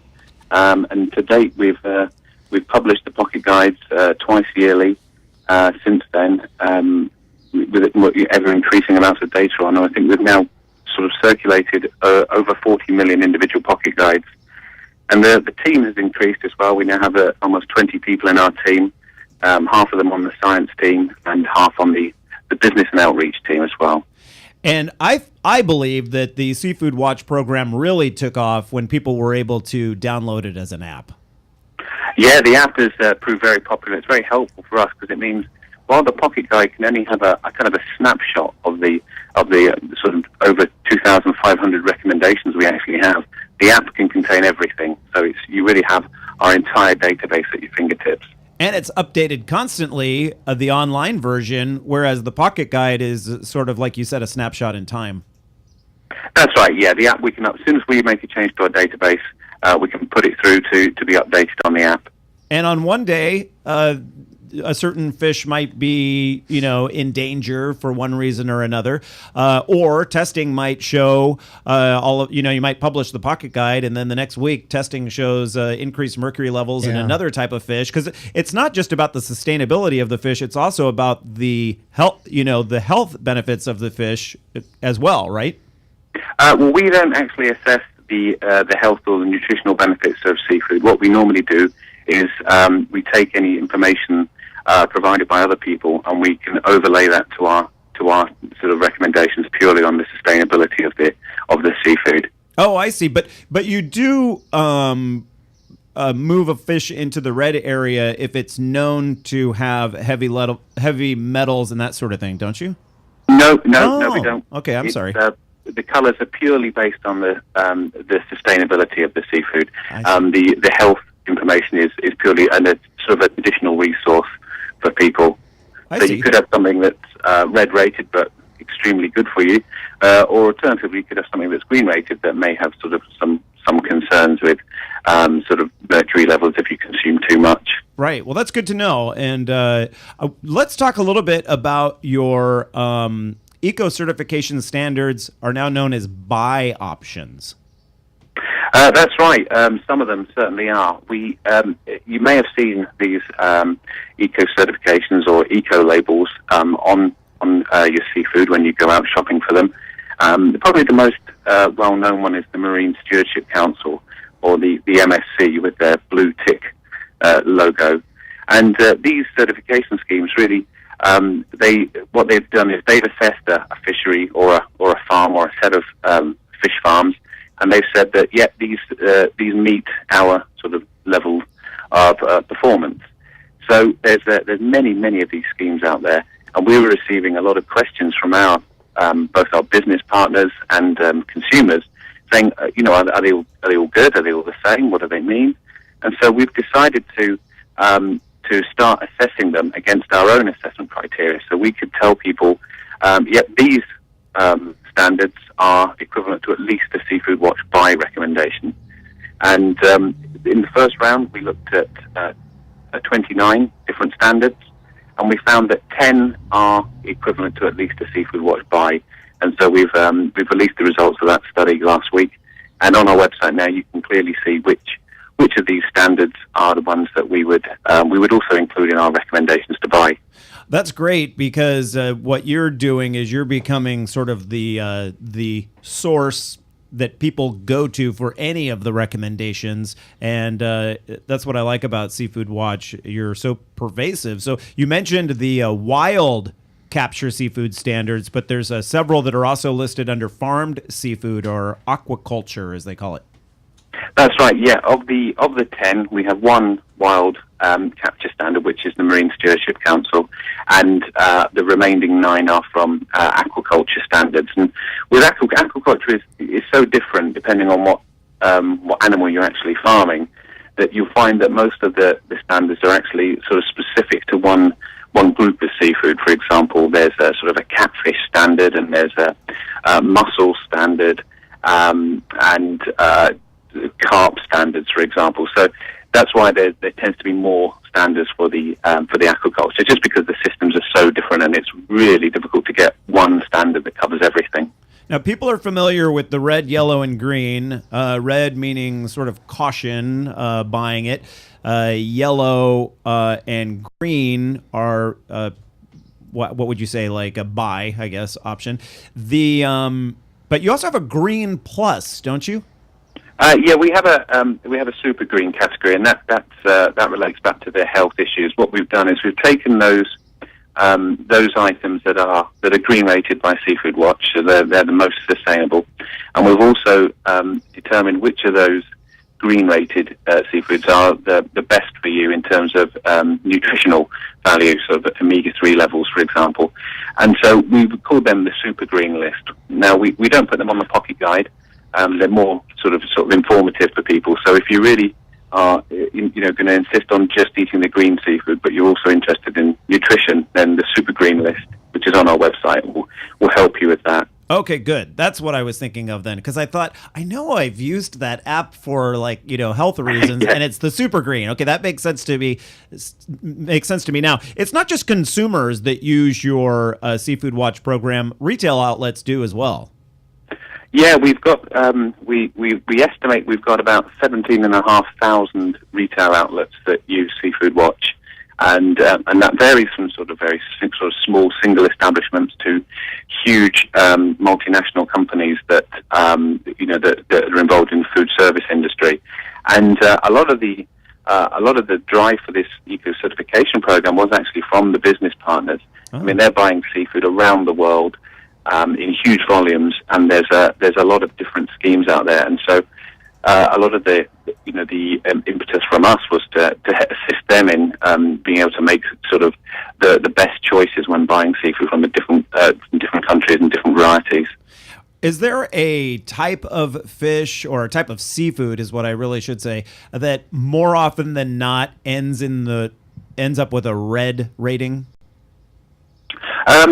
We don't really have any hard and fast rules. I would say that any seafood, any wild-caught seafood particularly, that has no management measures in place is very likely to end up in the red, if not sort of guaranteed. And in fact, that actually echoes scientific studies which are showing that rather than looking at all the wild fisheries in the world under the as a whole, we should be separating them out between those that are managed and those that aren't managed. Yeah. Tom Pickerel with the Monterey Bay Aquarium Seafood Watch program. You can find it at seafoodwatch.org, and it's new and updated. Thank you, sir. Thank you very much. All right, stick around, everyone. Our final segment is coming up next. You're listening to the Eat, Drink, Explore Radio. Randall White here, host of Eat, Drink, Explore Radio, with a tip for Central Coast wine tasting. Eberly Winery was recently voted Winery of the Year by the world's top sommeliers and has one of the best local tours according to Wine Spectator. Eberly Winery open daily 10 to 6, and the winery's cave tours and wine tasting always complimentary. It's easy to find, too. Located on Highway 46 East, just 3.5 miles from Highway 101. Now it's time to plan your visit. Just head to eberlywinery.com. Can we have your attention for a moment? Eat, Drink, Explore Media has an important date we want to share with you. Saturday, July 13th. We invite you to join us at a craft beer and food event like no other. At last count, generous samples from more than 70 breweries will be paired with local culinary treats for the 2013 Breast Fest along San Francisco's waterfront at Fort Mason. Going on its 14th year, the annual Breast Fest has grown dramatically, raising money for an incredibly important cause, providing free, complimentary treatments for women battling breast cancer. The Charlotte Maxwell Clinic offers services such as acupuncture, massage, organic foods, and transportation. The clinic's core mission to provide relief from the terrible side effects of cancer and its treatments. Eat, Drink, Explore Media is very proud to be among the main sponsors for this year's event. For more information, go to thebreastfest.org. Randall White here, host of Eat, Drink, Explore Radio, with a tip for Central Coast wine tasting. Eberly Winery was recently voted Winery of the Year by the world's top sommeliers and has one of the best local tours according to Wine Spectator. Eberly Winery open daily 10 to 6, and the winery's cave tours and wine tasting always complimentary. It's easy to find, too. Located on Highway 46 East, just 3.5 miles from Highway 101. Now it's time to plan your visit. Just head to eberlywinery.com.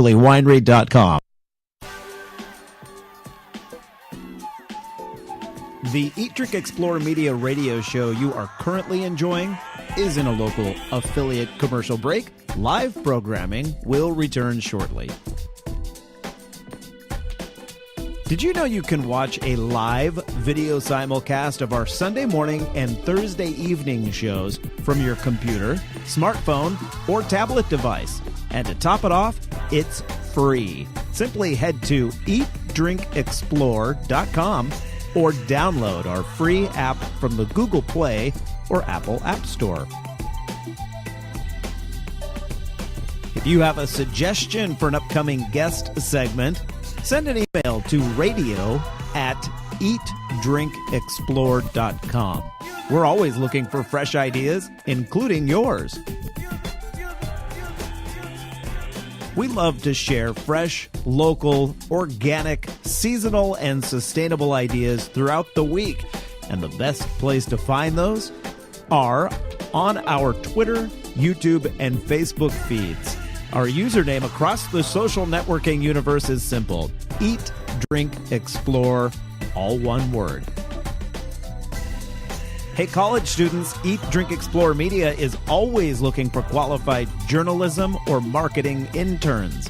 Send us an email today so we can check your status and put you on the list for upcoming intern vacancies. Would you like to hear this Eat, Drink, Explore radio program on one of your local radio stations? Let the station know and contact us as well so we can get the ball rolling. Okay, you made it. The local affiliate commercial break is now over. Time for more informative and entertaining programming from Eat, Drink, Explore Media. Thank you for your patience.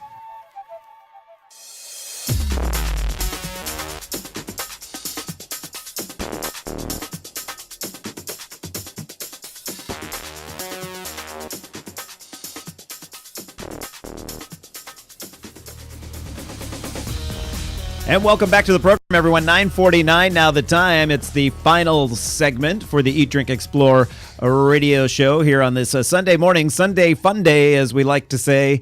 Hey, if you're just tuning in now and you missed the entire show, don't worry about it. Head on over to eatdrinkexplore.com and you can get the video simulcast all over again. Or if you just want to hear it a second time, you liked it that much, you can get it there. You can also get it on our iPad or iPhone apps for free in the Android store or the Apple store. And also on YouTube. You can follow our YouTube channel and watch them that way. It's very easy. And one other way, I just have to mention it, if you go to TuneIn, and a lot of you probably already have TuneIn on your phone, just search Eat, Drink, Explore, and you can listen that way. So you can just plug in your headphones and do your morning jog or whatever you might be doing and get the information that way. So, hey, this past Thursday on our Market Fresh show, which you can either catch online or via our affiliate in San Luis Obispo, Crush 92.5. We are live from a local farmer's market. And, San Luis Obispo is very famous downtown market on Higuera Street. And we had a really great guest from the California Rare Fruit Growers Association. It's the Central Coast chapter, so it includes a large chunk of our Eat, Drink, Explore listening area. And the co-chair was on to talk about some of the different fruits that can be grown here in our climate from Santa Cruz down through Ventura County. And one thing that I didn't realize is that macadamia nuts can be grown this far north, and apparently on the Nipomo Mesa, which is just north of Santa Maria on Highway 101. That growing climate, there's a gentleman there that grows the nuts and says they grow better there than they do in Hawaii. Yeah, I remember that. Which is pretty incredible. Anthony Renaro, our audio guy, also working audio for the Market Fresh show, and wasn't he a great guest? He was. That was Larry Hollis. Larry Hollis, and we had on our YouTube channel, you can watch Larry's interview. He brought some fruit in and showed us. Yeah, what was the name of that one fruit from Mexico? The white zapote. The white zapote. I've never tried that, but I have tried the other one that he mentioned. The one with the. It's kind of ugly on the outside. Yeah. I don't remember what that was called. Ricardo, can you help us on that one? Cherimoya. Yeah, there we go. And a cherimoya grows in where you would find like avocados for the most part. If you see avocados growing, then you know, and there are some avocados in Monterey County, San Luis Obispo, and Santa Barbara counties. You can grow cherimoya there. The problem is you have to hand pollinate them. Yeah. So imagine that. Imagine having to go through the entire orchard hand pollinating these. Wearing a little bee suit? Yeah, wearing a little bee costume. Okay. Like that little girl from Sunshine. Yeah. That song, that video. Or the video, yeah. Yeah. And so I wouldn't want that job. The fruit itself, though, tastes like a mixture of strawberry, banana, pineapple, vanilla custard. It is. I want to try that. Absolutely delicious. Sounds incredible. Yeah, I let the one that I had at home over ripen this last time, which is good too. It became so sweet, it was almost hard to finish. But if you don't let it hit that stage, it hits this perfect point.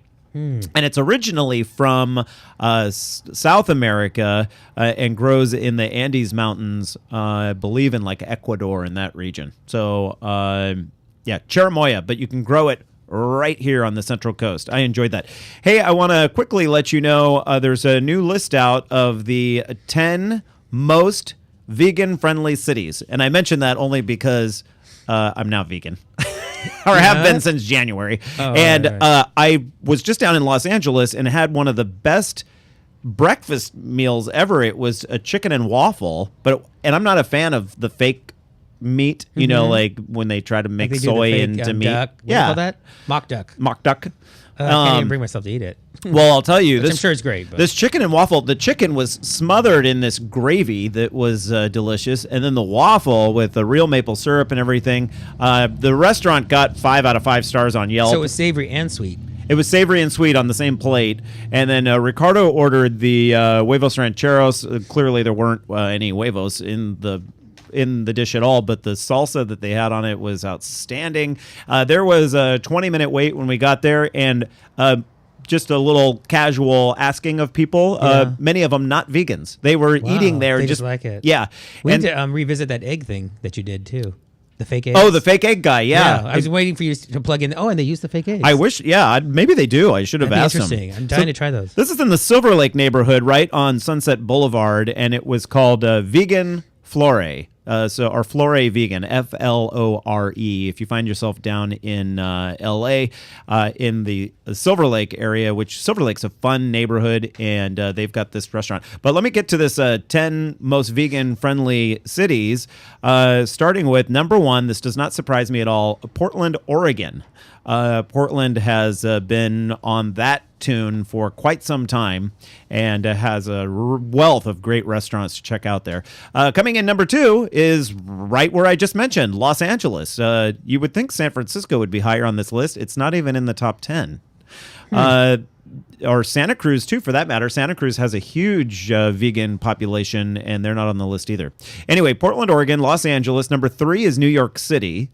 Number 4 is Chicago, and I can tell you right now that one of my favorite restaurants in the nation is a place called the Chicago Diner. It's on Halsted Street in Chicago. The name of the restaurant makes you think Greasy Spoon, that sort of thing. But no, the Chicago Diner is one of the nation's premier vegan restaurants, and really, they're all about comfort food, but with a vegan twist.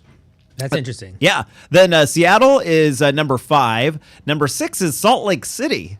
I don't know. For some reason, I don't imagine that, but they're pretty healthy there in Utah, so I guess that makes sense. Behind Salt Lake City, now this does surprise me, Las Vegas. Now that Nevada. because they always have the buffet there, right? You know, I work with a gal that from Vegas. She goes, "We have the best buffet," and I'm like, "Oh, just the thought." Yeah, I know. Anything with a sneeze guard, I don't eat. Well, those buffets have gotten a lot better, and the Las Vegas ones especially, and. You know, when you think about it, Las Vegas invites people from all over the world. That's true. So they have to be accommodating. They have to be accommodating, and that includes people from India and some countries that don't eat meat. That don't eat meat, that are mostly vegetarian. And so, you know, on the surface, I was like, Las Vegas? And then I realized. Then following Las Vegas at number 9 is my old stomping grounds of Boulder, Colorado.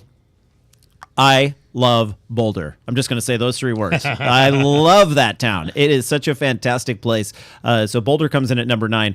Now, number 10, and this, out of all of them on the list, this really does surprise me, Richmond, Virginia. There's nothing about Richmond, Virginia that the other ones I could justify. Richmond, Virginia, I don't get it, but good for them. I'm really glad that they are in the top 10 there. So there you have it, the top 10 vegan-friendly cities in the U.S. And that does it for us here on Eat, Drink, Explore, this Sunday edition. I'm your host, Randall White. Anthony Renaro, our audio guy, and my cohort this morning. Much appreciated, Anthony. Thank you. It was fun. Ricardo Teodosio, my husband, and the guy who makes sure the news theme played at the right time. Thank you. Cora Adama is out in the hallway. She was taking our calls. Her dad visiting from Seattle right now, one of the 10 vegan cities. And you've been listening to the Eat, Drink, Explore radio program. If you missed any of our segments today, look for them online or through our free Apple and Android apps. Catch you back right here next week. The Eat, Drink,